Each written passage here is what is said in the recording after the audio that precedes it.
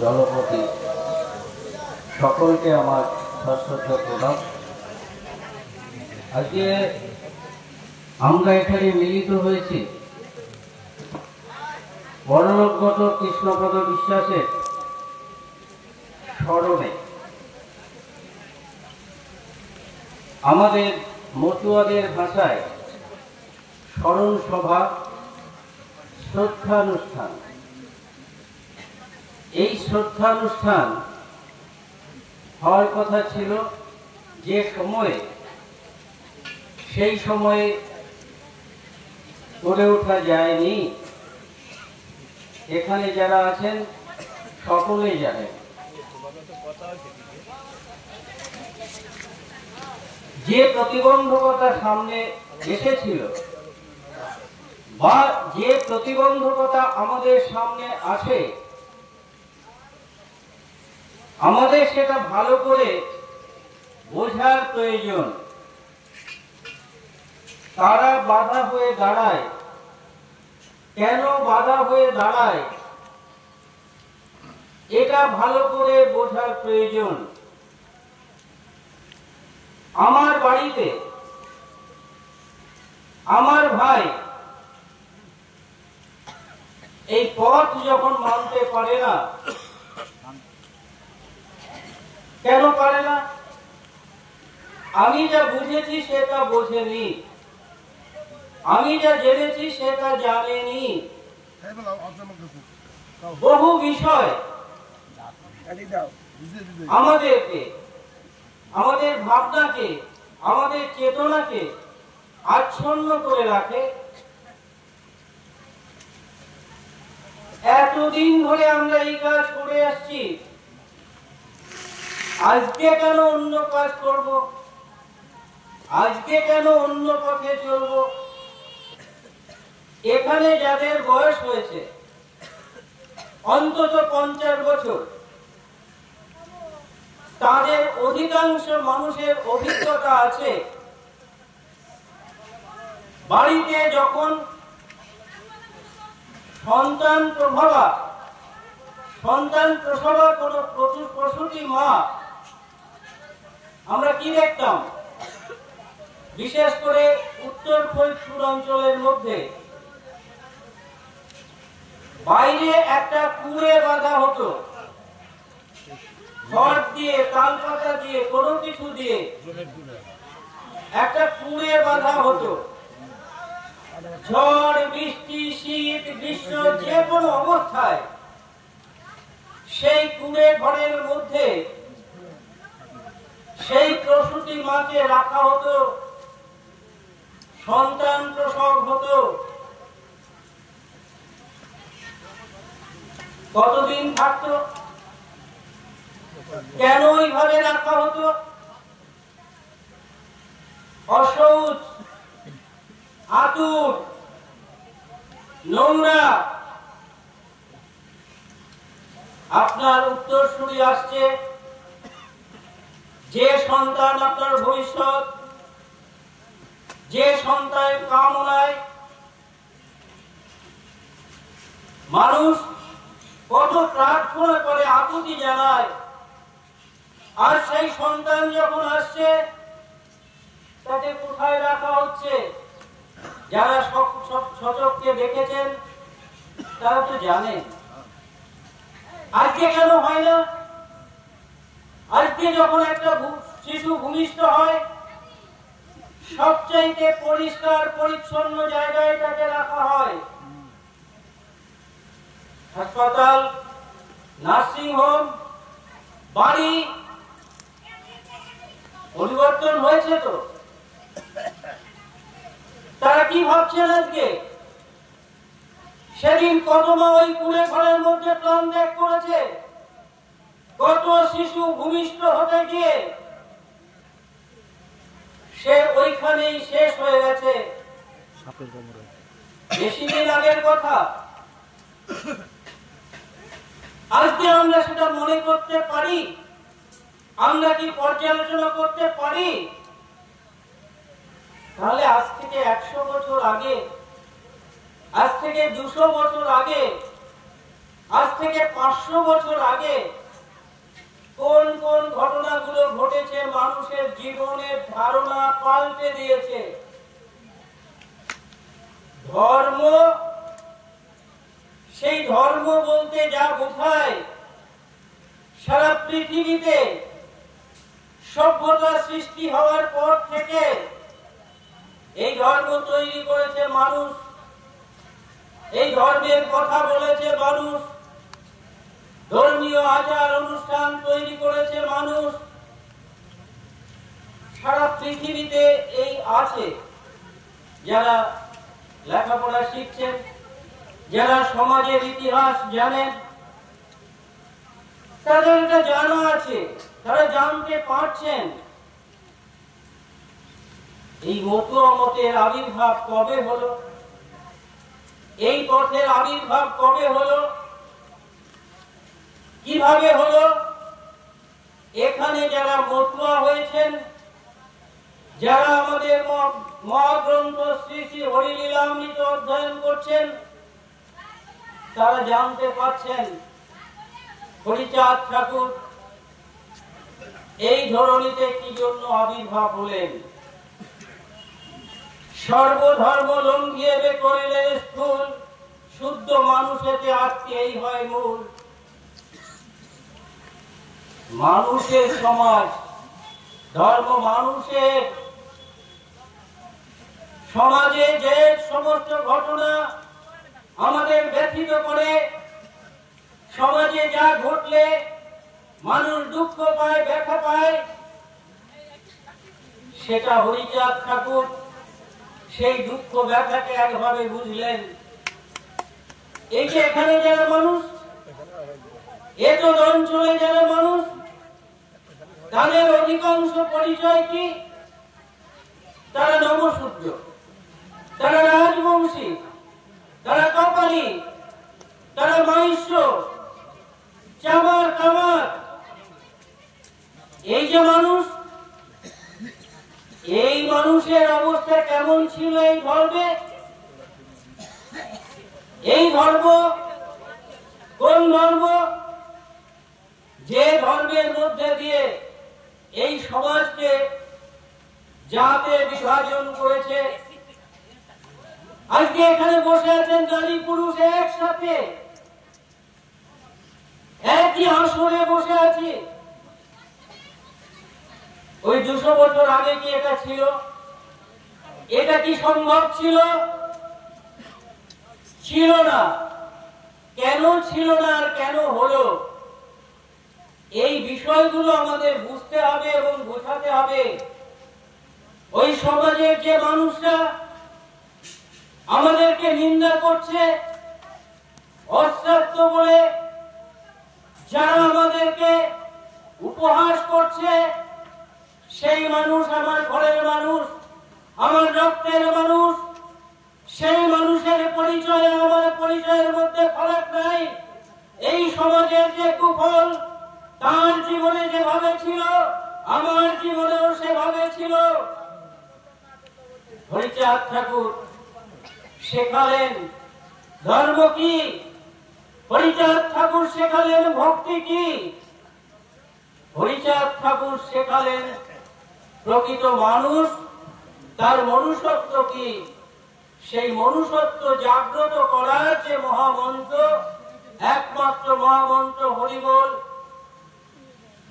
সাধন ভজন সমস্ত কিছু উপেক্ষা করে, প্রচলিত কোন কিছুকে মান্যতা না দিয়ে, হাতে কাম এবং মুখে নাম, এই যে স্থূল জগৎ, এই যে জাগতিক জীবন, এই জাগতিক জীবনে একটা মানব শিশু ভূমিষ্ঠ হওয়ার পরে সে যদি এই প্রকৃতিতে তার যদি ক্ষুধার থেকে অন্ন না পায়, বস্ত্র না পায়, সেই মানুষ কি মানুষ হয়? সেই মানুষ কি বড় হয়? সেই মানুষের মানবিক চেতনা কি বৃদ্ধি পায়? এক কথায় সবাই আমরা বলতে পারবো পায় না। তাহলে বেশি দিন আগের কথা নয়, সেই সময় থেকে এটা শুরু হয়েছে। এবার আসি আমরা মা বাবা মারা গেলে, আত্মীয় স্বজন আপনজন মারা গেলে আমরা কি করি? আমাদের কি করতে হতো? একটা নিয়ম মানতে হতো, যে নিয়ম মানার মধ্যে দিয়ে স্বর্গ কামনা করে আমাদের কিছু আচরণ করতে হতো। একজন পুরোহিতকে দিয়ে মন্ত্রোচ্চারণ করে তাকে স্বর্গে পাঠানো হতো। সেটা যদি স্বর্গে যাওয়ার পথ হতো, তাতে যদি স্বর্গে যাওয়া যেত, তাহলে আর নতুন মত পথের প্রয়োজন ছিল না। আসলে ব্যাপারটা কি? এইখানেই বোঝায় যে সমস্ত শাস্ত্র গ্রন্থ রচনা করে এই পদ্ধতিগুলো তৈরি করা হয়েছে, এই সমাজের মানুষ একদিন সেই শাস্ত্র পড়তে পারত না। আজকে যখন এই সমাজের মানুষ সেই শাস্ত্র পড়ছে, তখন বুঝতে পারছে আমাকে কোন কথা বলে কি করাচ্ছে। আমাকে বলছে তোমার বাবা মারা গেলে ওই যেখানে যাবে সেখানে গিয়ে সবাই কথা একটা খাট দাও, সেখানে গিয়েছে বাঁচবে কি করে একটু জমি দাও, ধুতি দাও, শাড়ি দাও। আমরা বুঝতে পারিনি, আজও বুঝতে পারছি না। সমস্ত উপকরণ দেওয়ার পরে সেখানে যে মন্ত্রটা বলা হচ্ছে, পিতার স্বর্গ কামনায় ব্রাহ্মণায় দদাতি, আমার পিতার স্বর্গ কামনা করে আমি ব্রাহ্মণকে দান করছি। একজন ব্রাহ্মণকে দান করলে আমার পিতার স্বর্গ প্রাপ্তি হবে। মানতে অসুবিধা নেই, সত্যি সত্যি যদি তাই হয়। সেই ব্রাহ্মণ কি? সেই ব্রাহ্মণকে এই যে সমাজের ভাগ, ব্রাহ্মণ ক্ষত্রিয় বৈশ্য শূদ্র, এই যে শাস্ত্রগুলো রচনা করা হয়েছে, আমরা চালাকিটা বুঝতে পারছি। আমরা এবার ধরতে পারছি যে এটা একটা ব্যবস্থা, কিছু মানুষের জন্য চিরস্থায়ী বন্দোবস্ত তারা করে রেখেছে।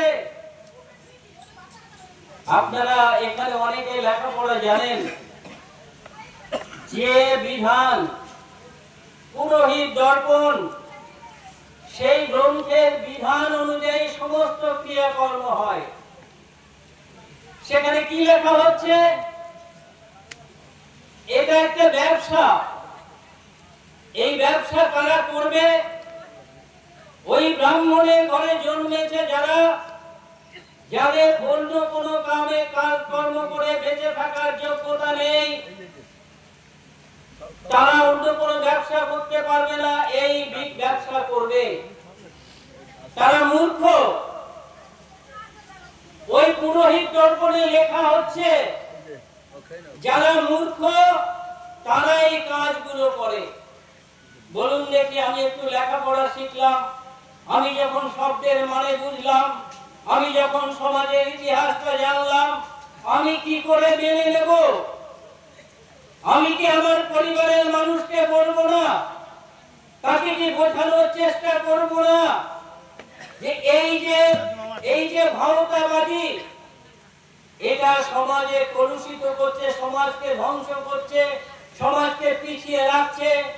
ভারতীয় সমাজ, ভারতীয় সভ্যতা, পৃথিবীর অনেক আদি সভ্যতা যতগুলো, তার মধ্যে একটা। সেই ভারতীয় সমাজ কেন আজকে এত পিছনে পড়ে রয়েছে? একটা দেশের সম্পদ, সবচেয়ে বড় সম্পদ একটা দেশের মানুষ। মানুষকে সম্পদ বলা হয়। দেখবেন মানব সম্পদ উন্নয়ন দপ্তর মানে শিক্ষা দপ্তর। তাহলে সেই মানব সম্পদ দেশে কেমন ভাবে উন্নতি হয়েছে? ওই যে মুষ্টিমেয় কিছু মানুষ, তারা সর্বত্রগামী, সর্বত্র বিরাজ করছে, আর এক শ্রেণীর মানুষ নিচে পড়ে রয়েছে শুধুমাত্র ধর্মের কারণে। তো ধর্ম যদি তাই হয়, ধর্ম যদি শাশ্বত হয়, ধর্ম যদি সত্য হয়, ধর্ম যদি এই এক কথা বলে যারা ঈশ্বরবাদী, এক ঈশ্বর সমস্ত বিশ্ব ব্রহ্মাণ্ড সৃষ্টি করেছে, সমস্ত মানুষ সৃষ্টি করেছে, তাহলে মানুষের মধ্যে বিভাজন কি করে হবে? এটা হয় না। সেটাই হরিচাঁদ ঠাকুর শেখালেন, সেটাই হরিচাঁদ ঠাকুর বোঝালেন। তাহলে এই যে গানটা গাওয়া হলো, নমশূদ্রের অজ্ঞান ভঞ্জন, এই অজ্ঞান ভঞ্জন করলেন, অজ্ঞানতা ভেঙে দিলেন, অজ্ঞানতা দূর করে দিলেন, করলেন ব্রাহ্মণ। ব্রাহ্মণের অনেকগুলো শব্দ আছে, ব্রাহ্মণ শব্দের অনেকগুলো অর্থ আছে। একটা অর্থ হচ্ছে এই যে তথাকথিত ঈশ্বর লাভের যে পথ, সেই পথ যে জানে, সেই জ্ঞান যার আছে, তিনি ব্রাহ্মণ। তাহলে নমশূদ্রকে সেই জ্ঞান দিয়েছেন, সেই চেতনা দিয়েছেন। একজন হরিভক্ত, তার কাছে কোনো জ্ঞানের ঘাটতি নেই। ওই নবগুণে যদি একজন ব্রাহ্মণ হয়, একজন মধ্য হয় শতগুণে। মানুষের যে গুণ, সেই গুণ তো মতুয়ার মধ্যে রয়েছে। তাই এইভাবে বলা হচ্ছে, ব্রাহ্মণ বানিয়ে দিলেন। এই যে কথা, একটা শব্দটা আমরা কিভাবে বুঝি? তার একটা মানে দাঁড়ায়, সব মানুষ সেই অর্থ, সেই শব্দ বোঝে। তাহলে তার বাস্তব প্রয়োগটা কিভাবে হয়? সেটা হরিচাঁদ ঠাকুর করেছেন, সেটাই গুরুচাঁদ ঠাকুর করেছেন। কিভাবে করেছেন? এখানে লেখাপড়া জানা মানুষ আমাদের অনেক হয়েছে, ইতিহাস জানা মানুষ অনেক হয়েছে। দেখবেন সমাজের সব মানুষ ইতিহাস জানে, লক্ষ লক্ষ বছর আগের ইতিহাস জানে। ওই ত্রেতা যুগে কি ছিল, ওই দ্বাপর যুগে কি ছিল, ওই সত্য যুগে কি ছিল, কবে হনুমান ওই যে সূর্যকে বগলের তলায় ঢুকিয়ে দিয়েছিল, সবাই বলতে পারে। আজকে আমরা দাঁড়িয়ে আছি 2025 সাল। 1925 সালে আমার অবস্থান কি ছিল, সমাজে আমার নামকরণ কি ছিল, সমাজে আমাকে কি করে সরকারি ভাবে কি করে চিহ্নিত করা হয়েছিল, আমরা জানি না। আমার ঘরের শিক্ষিত মানুষরাও সেই ইতিহাসটা যেহেতু স্বাভাবিকভাবে লেখা নেই, জানতে পারে না। 1925 সালে আপনার পরিচয় কি ছিল? Depress class, depress class. কারা কারা ছিল? কারা কারা ছিল ডিপ্রেস ক্লাস? তারা কারা? এই যে নমশূদ্র, রাজবংশী, পণ্ডক্ষত্রিয়, এই যে যারা যারা আছে, সবার পরিচয় তাই ছিল, হিন্দু পরিচয় ছিল না। তাহলে অবস্থানটা কি ছিল? ধর্মে আপনার, এই ধর্মে অধিকার কি ছিল? এই ধর্মে আপনার কোনো অধিকার ছিল না। তাহলে হরিচাঁদ ঠাকুর সেই ধর্ম দিয়েছেন, এমন একটা ধর্ম দিয়েছেন, সেই ধর্ম শুধু নমশূদ্রের ধর্ম না, শুধু একটা জনগোষ্ঠীর ধর্ম না, সারা পৃথিবীর মানুষ, সারা পৃথিবীর যত মানুষ আছে, সেই মানুষের ধর্ম, মানব ধর্ম। তাই দেখবেন দ্বাদশ অধ্যায়ে একটা কথা লেখা আছে, জগৎকে প্রেম করো। জগৎকে প্রেম করলে আমার কাছে কেউ মুসলমান বলে আলাদা হয় না, খ্রিস্টান বলে আলাদা হয় না, হিন্দু বৌদ্ধ কোনো কিছু আলাদা হয় না। একমাত্র মানুষ সত্য। সেই যে বিশ্ব মানবতার যে মানব প্রেম, সেই প্রেম তত্ত্ব দিয়েছেন হরিচাঁদ ঠাকুর। তাহলে আমি সংক্ষেপে এই জায়গাটায় আসি, কেন আমরা এই শ্রদ্ধা করি? এই শ্রদ্ধা মানেটা কি? শ্রদ্ধা শ্রাদ্ধ থেকে কথাটা যদি ধরি, শ্রাদ্ধ মানে কি? শ্রাদ্ধ মানে হচ্ছে আপনার ওই যে মতে শ্রাদ্ধ যারা করছেন, তারা কি বলে করছেন? শ্রদ্ধার সহিত যা করা হয় তাই শ্রাদ্ধ। গুরুচাঁদ ঠাকুর তো বললেন শ্রদ্ধা করলে শ্রাদ্ধ হয়, ওরা শ্রদ্ধার নামে আপনার সমস্ত শ্রদ্ধা, যে ভাষা আমি বুঝি না সেই ভাষার মধ্যে দিয়ে একজন ব্রাহ্মণ দেবতাকে অর্পণ করছেন। আর শ্রদ্ধা কার? যিনি আমাকে ছেড়ে চলে গেছেন। শ্রদ্ধাটা তার প্রতি। আমরা কি দিয়ে শ্রদ্ধা করতে পারি? শ্রদ্ধার অর্থটা কি?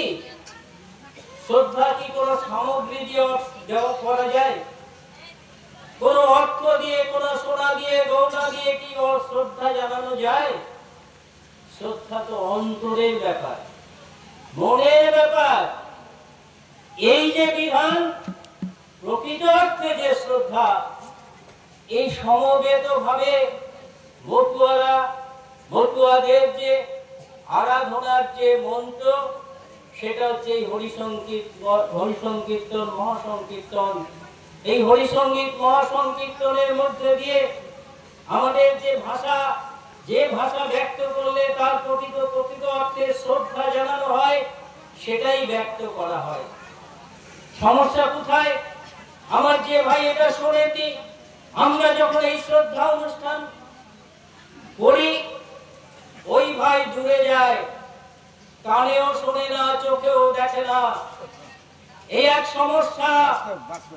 মতুয়াদের সমস্যা এইখানে, তারা না সামনে এসে দেখবে, না কানে শুনবে।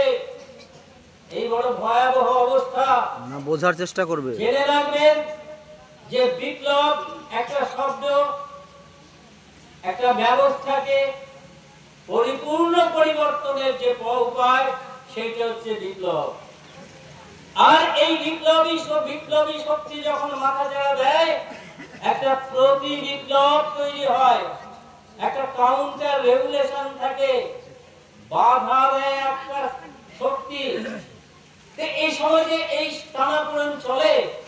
হরিচাঁদ ঠাকুর এই ধর্ম প্রবর্তন করছেন, নতুন পথ প্রবর্তন করছেন, ব্যঙ্গ করছে মানুষ। নাহি মানে দেব দ্বিজ অলাহিদা পথ, ইহারা হয়েছে আখ খড়ি মোলা মত। এইভাবে তো মতুয়ারা সবাই সেটা জানে।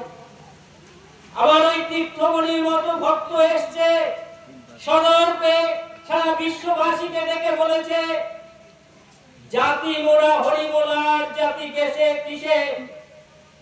এই যে হরি নাম, এই প্রেম এসে সকুলবান সব গেছে ভেসে। আমি ধর্মের কথা বলবো, আমি ওর হাতে খাবো না, আমি ওর ছোঁয়া মানবো না, আমি ওর পা কাছে যাবো না। সেটা কি ধর্ম? এই জিনিসগুলো আমরা সবাই জানি, আমার সমাজে সব মানুষ জানেন, বোঝেন। সমস্যা হচ্ছে আমরা সেটা বোঝাতে পারি না। তাদের সঙ্গে একটা দূরত্ব তৈরি হয়ে যাচ্ছে। যেন আসলে কারা যেন এর পিছনে রয়েছে, আমার ওই ভাইকে কারা যেন দূরে রাখছে, নিজেও বুঝতে পারে না যে কি মন্ত্র দিচ্ছে, কি যুক্তি দিচ্ছে। সেই যুক্তিতে সে চলছে। যখন তার আত্মজ্ঞান হবে, আত্মচেতনা হবে, সেই আত্মচেতনার মধ্যে দিয়ে প্রকৃত সত্যের পথ খুঁজে পাবে। এই ভরসাটা মতুয়াদের রাখতে হবে, মতুয়া সমাজের কাছে। মতুয়াদের বিশুদ্ধ মতুয়া হতে গেলে আমাদের মতুয়াদের মধ্যে কিছু সমস্যা আছে। আমাদের কিছু গোসাই আছেন,